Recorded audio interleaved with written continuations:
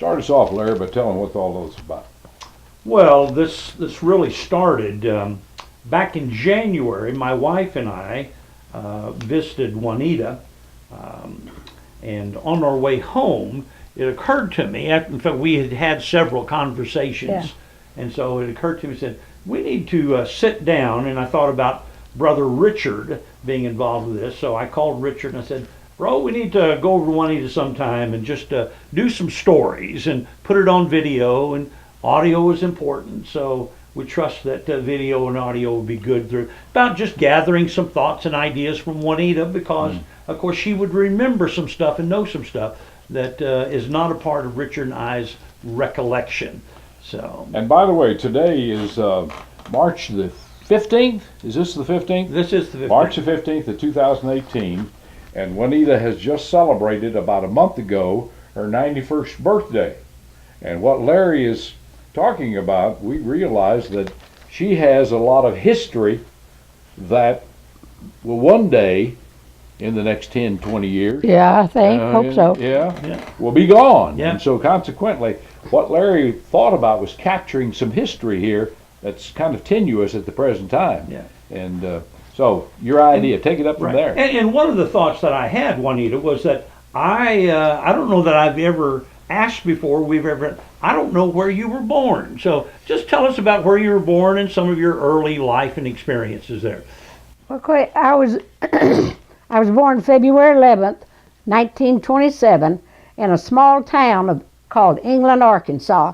It's just east and a little south of Little Rock, maybe 40 miles. Mm-hmm.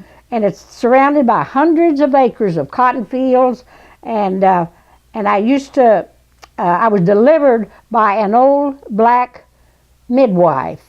And when Mother's time came, my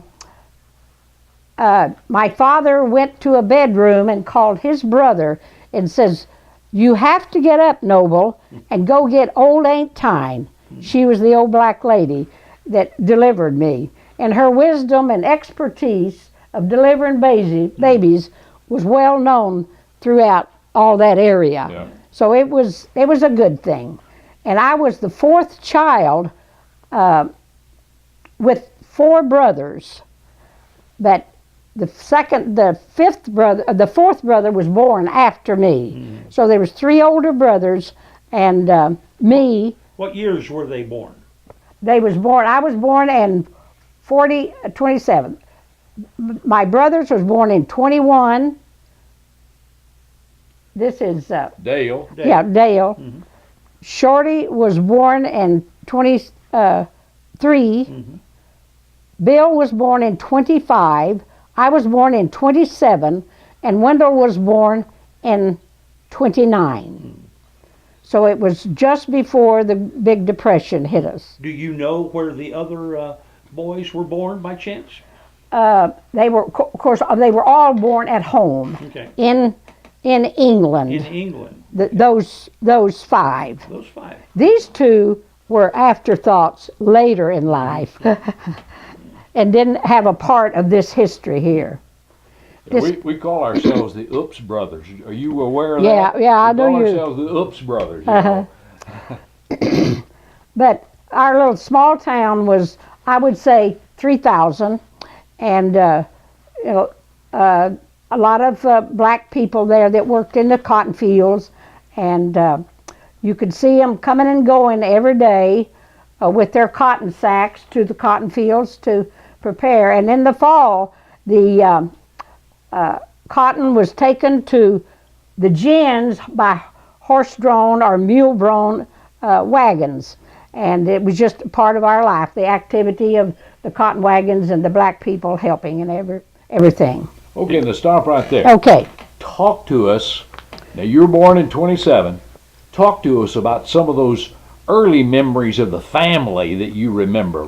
Okay, my early memories of the family was, I would say, between 3 years old and 4 and everything. And I just recall what a happy time it was, and to be surrounded by a large family. My mother had a large family, and her folks lived in the area also.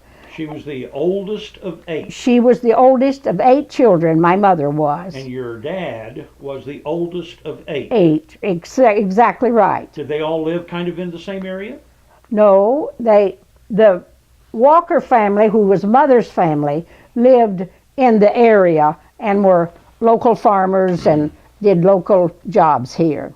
And there was a lot of aunts, and one set of grandparents that we were in close communion with a lot. Now, Nita, you were the only girl with your 3 older brothers. Tell us about. Well, you went to school. When did you start to school, by the way? Well, even before I started to school, I could remember playing around the house with just homemade toys and stuff like that. But everyone worked hard, and children weren't entertained like they are today, you know. What did you do for entertainment? Well, I played house makeup. I played paper dolls, which you took the Sears and Roebuck catalog and cut out the pictures of the man and wife. Made your own paper dolls. Made my own paper dolls and played with them similarly to that. And I was quite a tomboy, and I played outside with these 3 boys and did anything that they did, and sometimes better. Don't doubt it. Don't doubt it. Because I was kind of little and wiry and energetic, and I could climb the trees and turn upside down and to challenge them. Yeah, sure. But we were surrounded by this large family and that worked in their gardens, and I always helped Mom and Dad, I thought, doing that, even though I was probably in the way most of the time. All right, now stop right there. What did Dad do during those early years? Well, Dad sold firewood, and this was maybe the beginning of the Depression, and vegetables. He went to Little Rock and would get loads of vegetables, sometimes for the merchants, sometimes just for home consumption of neighbors and friends, and for our own family. And he would do anything that he could to bring a buck home. Yeah. And but to regress here a little, my father was, our dad was hurt or greatly injured in 1921, the year that he and Mother were married. And that was in the first part of the year because their first child was born in December of 1921. But he was doing a chore for Grandpapa Walker, and that's Mother's father, and was riding a horse, and the horse was spooked by something. They don't know what. But the saddle slid off, the belt underneath the belly of the horse came loose, and it threw him off the backwards, and the horse reared up and fell on him and totally crushed his right leg, I think. Was it right or left? Left leg. Left. Yeah. So thus began a series of serious medical problems and so those years, of course I wasn't there yet, but from hearing from Mother, those years were quite bleak and with a lot of medical bills that they didn't have Medicare and stuff like that. So I assumed that they had lived with Mama and Papa Walker, who was her parents. Yeah. But despite the hardships, they seemed to be a happy family. You said, what did Dad do? Yeah. And I gave that little explanation for those who are not aware of that. Well, that's good to know. Yeah. Because this really impacted all those early years, Dad's disability, isn't that true? Exactly right. Exactly. As I said, he sold this was after I came along. Yeah. I remember him selling the vegetables, and their life progressed to the fact that he could help Mother around the house. So during the birth years of the children, they planted gardens and canned. I know, as I was thinking, Juanita, that it probably was a pretty tough time for most people during the 20s and into the 30s. Exactly. But even to think about what Dad had gone through in his bad leg, that probably really curtailed what he was able to do. Exactly. And it was amazing that y'all were able to survive in a positive way during the 20s and 30s, you know. Well, that's right. And after that, my memory, it serves me right, and it still does, I think. Yeah. But he also worked for the WPA program. This was after he had met lots of medical care and was able to get around. The WPA program was called the Work Progress Administration, that reached out to families at that time to earn a living because the government's money had gone down, and the recession was a depression was beginning then, and therefore anyone was given the privilege of working for the government and helping store food. And so Mother and Daddy got involved in that, and I remember that very vividly. You remember how they raised the food, and then what Dad brought from Little Rock, they canned food for the government. And ever so often, they would get huge boxes, I'd say 3 foot by 4 foot boxes of the large tin cans about this big around, just about that tall. And they had a lid, a little machine, a presser. They would cook this food on a wood stove. And that is as vivid as if it were yesterday to me. And I have never heard this. I haven't either. I have never Part heard of the WPA? That was well, it wasn't. The digging ditches that he did on one leg was part of the WPA Workers Progress Administration that Franklin Roosevelt set up. Right, right. But they did this canning where at home? They did this canning in their little kitchen. By then, by the time that I was born, and my earliest memory is 3 to 5 years old, they had moved into this town, the small town of England, and had a home. We had been able to secure a home, which the loans were, shut down probably by then. But this home was just a nice older home, old like this is, but just had several rooms. But their kitchen stove, you see them in museums today, the 4 burners and the water reservoir on the side, the warming oven across the top. And that's what they canned this food on many times. And then a truck would come and pick that food up and take it into a central headquarters to be distributed there in town. Would they be paid money at that time, or some money later? They canned on the halves, they called it. Canning on the halves. What does that mean? That means the government got half, they got half. Okay. Which gave us plenty of food at home.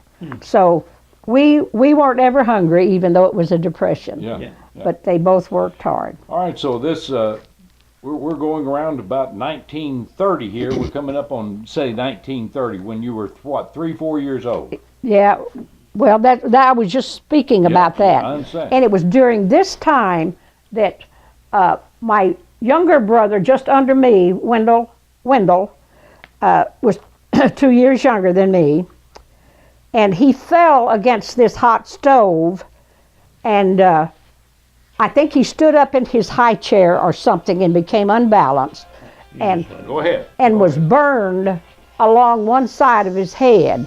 And it just, of course, it stopped everything right then, and this took months and months to heal, and for years he went to his grave with that scar covered up by his hair.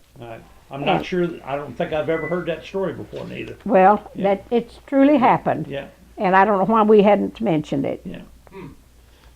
So 3 to 5 years old, y'all were living in England. Yes. And so did you start to school there in England? Yes, I started to school in England, and my neighbor, who was a friend, also we played together, she took me to school on the first day, and of course I was frightened and didn't know what to think about things. Well, most people have their mama take them to school. Yeah, they do, but that wasn't the custom at that time. Didn't happen with And Mother you, had children at home, and that she did not leave. So I was entrusted to Mary MacArthur. Mary McCarthy. Who lived across the street, and we were friends even till her death. And when I got to school, she found out she was probably 3 years older than me and was real experienced in going to school. Oh, sure. Yeah. But she took me by the hand and led me to Miss Etta, was my first grade teacher. A very, to me, she was a really old lady at that time. You know, her dresses came to her ankles and all of that. And she gave me a pencil, a red covered Big Chief tablet, and a reading book of some kind. Probably it was the primer, first grade primer, as we used to call it. Yeah. How far did y'all live from school? Oh, we lived about half a mile, and we walked. Yeah. We walked. And I thought that she gave us also a book to read and to learn the story about a Dutch boy and a Dutch girl. And I fell in love with that book and read it for many years after that and concentrated on that story. As a final to that story, I was able to visit Holland for two different times later in life when my son was stationed. His job took him to Holland where they lived. Brought back some memories from your childhood. Yeah, it certainly did. Okay, so we're now in the early 1930s, Nita, and you started the school. Yeah. And Mom thought that I needed a permanent to start the school. permanent A what? permanent wave. Oh. That's where you go to the beauty shop and get curls, and it makes you beautiful. And I was a small person, short, and I had a head of, they called me a cotton top, real white, straight, stubborn hair, and a lot of it. And so Mom thought that I needed a permanent wave, and perms were just a going thing, and you would go to them and they would curl it and crimp it up, and then you'd just have a head full of wonderful hair. Well, I got there being a 5-year-old or something, and they put these huge rods coming down like snakes out of a machine. They roll my hair and put those rods were heating with electric. There was electricity then. Okay. And well, this began to sizzle, and I could hear it, and I couldn't turn when I was hooked up like an octopus. Okay. And this began to sizzle, and it kind of came down, and it was hot, and she would wipe it away, and am I doing okay? Well, she left me under there 5 or 10 minutes. I thought sure that it was the end of the world, and I could scarcely hold my head up this way, you know. And I just knew I'd never survive this, whatever it was. So that was your preparation going to That school? I was getting ready for school. Oh, right. But finally she rescued me, and all this stuff was removed, and she put cold water on me, and I looked like a little lamb when she finished and combed it out. I had a jillion curls and combed it out. But I also just felt that I was beautiful too, because I had Now, when you went to school, after you got your hair permed, were you all in one class, or did you have separate classes in this school? no, one teacher taught everything. Huh. One teacher taught everything, and she was a very patient. I was eager to learn, and she was very patient with people. But And one teacher per grade, is that one what they teacher had? per grade. Yeah. Oh, Right. per grade. Per grade. But she taught everything. She in that taught particular everything. Okay. Yeah. How many was in that class? You have any idea? I would say it was close to 25. Is that right? Yeah. Yeah. Yeah. It was, I thought, a large class, and I felt very important to have some books and a tablet and pencil and paper. Yeah. And most of my clothes, Mother made them out of hand-me-downs or flour sacks, because the flowers, the sacks had pretty flowers on them Now, at that flour time. sacks, you're talking about baking Flour, yeah, wheat flour. And so they came in cloth bags Yeah, that she would take and make clothes out of that. yeah, most of the ones that I had were just plain, but later they developed the flowered ones. Okay. But you dressed real frugal. Of course, I had very little clothes, but we did at recess. We played baseball. We had large jump ropes, and at home we had sets of horseshoes that we played. We played hide and seek, as kids do today, and I wasn't very girly-fied. I was sort of a tomboy. Even with that perm, you weren't girly. Yeah, that's right. And I had one doll, and it was the brand was F&B. I don't know to this day what it stands for, but it was a top-notch doll, and evidently I had gotten it on Christmas, and but I left it outside, and it rained and washed her face away, and I was just devastated. I hate that when that happens. I'd kill my dog. I'd kill my baby. All right, let me ask you something. You mentioned Christmas. So we got one girl and 4 boys Yeah. at your house Yeah. at Christmas in England. Yeah. Tell us about Christmas back in the early 30s. Well, it was usually a real family thing, like it is now. Yeah. Families got together for the big dinner and everything, and of course, Mother prepared dishes for that. And we didn't. I can remember a Christmas tree, but maybe not all Christmases we had Christmas trees. But we did hang up our socks, and we would always try to find the biggest. It was the socks that we wore, not the fancy socks that we have today with sequins and Santa Clauses and all of that. But we all believed in Santa Claus. Sure. And because Mother and Daddy said there was a Santa Claus. And if we didn't do thus and so, Santa Claus would probably just pass us by, and that would have been devastating. What did you end up getting in your socks Yeah. usually? Well, we got one orange, sometimes 2 oranges, apples, nuts, and then we would have little things like I would get a pair of, quote, bloomers, and maybe a girl's toy of some sort, jacks and a ball, or that kind of stuff. Was that Very simple little things that everybody was proud of. Was that primarily your Christmas? Was your stocking, or did you have other? Oh no, presents we that you didn't got have in any addition more to under that? the tree. Yeah. Our stocking was our Christmas from Santa Claus. Let me ask you about this. I've heard that Mother said, and we're going way back, this is not part of your life, Yes. that at one Christmas, when she was a girl, she got an orange. Yeah. Do you remember anything about No, that? you mean Mother's Yeah, Christmas? Mother's Christmas. No, I don't remember Mother saying what their Christmas was about. But I can remember one Christmas present that I got was a used boy's wristwatch. Huh.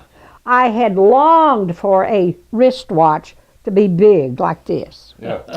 And Mother went to Aunt Mamie, who was her second sister, next to her, and said, I don't know what I'm going to get Juanita for Christmas. I know that's what their conversation was. Yeah. Because I had seen this watch hanging at Aunt Mamie's, and it had belonged to Duane, their son. He didn't wear it anymore, and Aunt Mamie gave that watch to Mother. Put this in Juanita's sock. Yeah. And that was one of the greatest Christmas presents. And it was a huge watch, like this big face here. Yeah. And boy, but I love that watch, and that was the greatest. It stands out in my mind now. About how old do you think you were when that happened? I was probably maybe 5, My. Yeah. So maybe a little older. Yeah. 32, 33. Telling, I was learning to tell time Yeah. Yeah, there you go. Yeah. and all of that. Well, now, so we're in the early 30s, and probably right in the first part of the Depression. Tell us about the community where you live. What did people do during the Depression, Nita? Well, people visited a lot, and they helped each other a lot. And it wasn't uncommon that that you would see a family go over and help to work on their house or to supply food for them. And we were poor, didn't have many material things, but we were, I would say, second up the ladder, second or third up the ladder. There were people poorer than you. People much poorer than we were. Yeah. But because of our dad, who was aggressive, and a helpmate who helped him, and then the little boys that came along that could carry wood and stuff like that, they would be sent over to help a neighbor carry things. We didn't, I don't recall eating together too much with neighbors because a lot of people ate sparsely. Yeah. But we were fortunate to be able to have lots of food. And we had a Philco radio that sat up on legs and was a piece of furniture. And every evening we would gather around that to listen to the news, and my dad was a news listener, our dad. Yeah. And we had to be quiet during that time. But along with that, the Lone Ranger would come on, some of the little talk shows, or it was fun having a radio. Yeah. And all of that. So that radio was kind of your entertainment center in the house. And we were taught to listen when President Roosevelt made a speech. Yeah. And the war was brewing in Europe at that time, and times in the late from 25 on were kind of scary. Yeah. According to repeats from my folks. Yeah, understand. Well, now you guys, let's say we're in the early 30s and you started school. Did you guys go to church back then? Yes, we were avid churchgoers. Mother usually always took the children, and especially those who were old enough. Dad didn't attend with us very much then. He probably was working, taking someone stuff at that time. Yeah. And I loved to walk to the church carrying my little religious symbols, which was my Sunday school card and maybe a small testament. Sunday school card. I've never heard of a Sunday school card. A Sunday What's school that? card was like a 3x5 card with a Bible story on the back, and on the front it had a picture of what the story was about. If Jesus was walking with the children, or if he was healing Lazarus, or if he was walking on water, that would be depicted in this picture. And it was a precious symbol that we carried and kept up with at home. And the next Sunday we go back, and when the teacher would ask, we were just a small group gathered in the back of the church on a pew. Everybody met in one great big room, and the children, when asked, would try to remember the story and tell what the story was about. But it also had a memory verse that we were required to, that was our assignment for the week from church. And What church did y'all attend back then? we attended the Landmark Baptist Church Of England. of England, which was probably the biggest church at that time in town. Do you have any and idea if it still is in existence? The building is still standing there. The one that I went to, but they moved outside of town and have a very lovely brick worship center at this time. And it was and I have pictures somewhere of my daughter and my sister-in-law about 4 years ago in Little Rock. We went to see her, and we went to the Landmark Church and saw how it had progressed and grown up. And my mind was flooded with the things that I had learned at the old white clapboard church. And but anyway, if we could recite our memory verse, which was usually no more than 5 words, God loves you and me, would say. And then if we could do that, we were given a gold star, which was a delight to our child's heart. Yeah.